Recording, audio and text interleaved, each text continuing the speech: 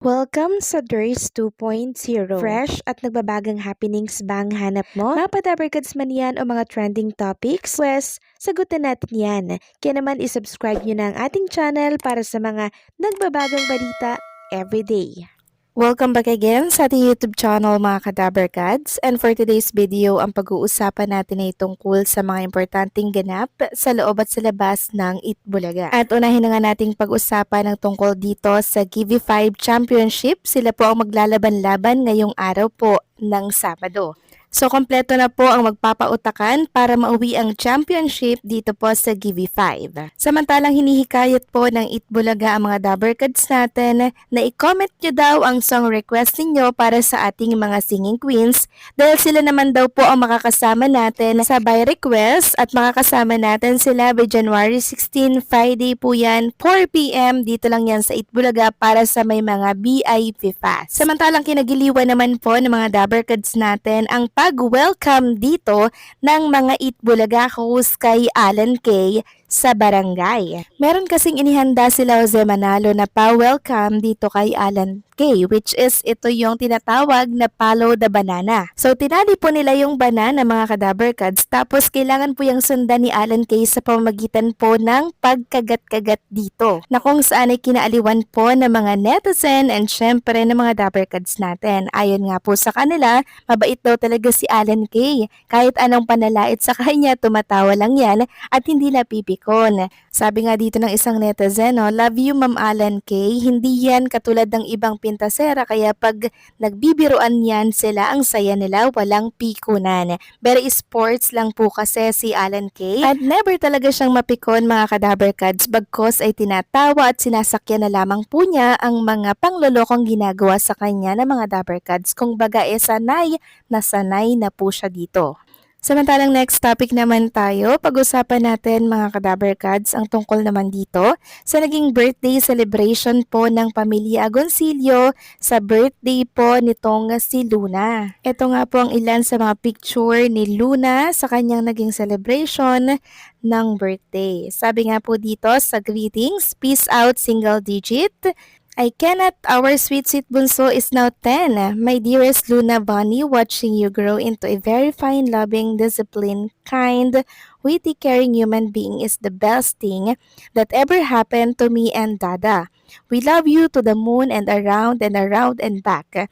Happy birthday, my baby love. Mama's Kitty will always look forwards to bedtimes with you. And marami nga pong bumati kay Luna, dyan si Pauline, si Ryan syempre, at ang iba pang mga directors, Angelica Panganiban, at marami pa pong iba mga Kadabarkads. Happy birthday, Luna! Samantalang pag-usapan naman natin mga Kadabarkads, ito pong kakapasok lamang po na balita na kung saan kinagulat din ng mga netizen. Isang producer po kasi and business partner ng TV Giant Media Quest Venture mga Kadabarkads ay napapabalita po na nag-resign sa MBB Group of Company. Ayon nga dito sa lumabas na balita, isang ulat ang lumabas kahapon po January 9, 2026 kung saan umalis na raw sa Media Quest si Jane Basas, ang President and Chief Executive Officer ng kumpanya. Ang Media Quest ang mother company ng mga media arm ng MVP Group of Companies, kabilang ang TV5, The Philippine Star,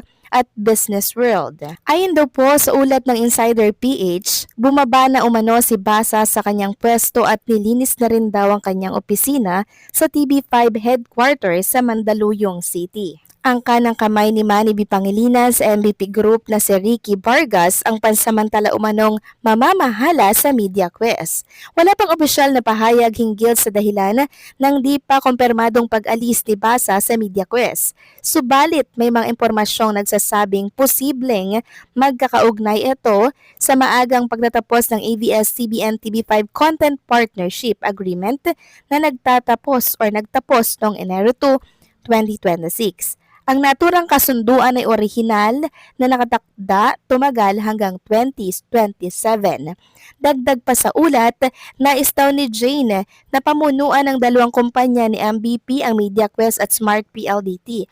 Pero ang natitiyak daw kapag malilipat si Jane sa Smart PLDT, baka atasan siyang mag-focus dito.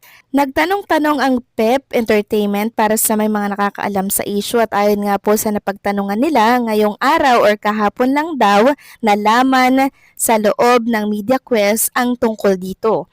Pero ang sabi raw ng top management nakaliblang si Jane hanggang January 31, 2026. May mga ulat ding nagsasabing posibleng nakaapekto sa umano'y pagbibitiw ni Jane ng hindi magandang takbo sa takilya ng Manila's Finest, isa sa mga pelikulang ikalahok sa Metro Manila Film Festival or MMFF 2025. Ang MQuest Ventures, isang subsidiary ng MediaQuest, ay kabilang sa mga producer ng pelikulang hindi umano nakapagtala ng malakas na kita.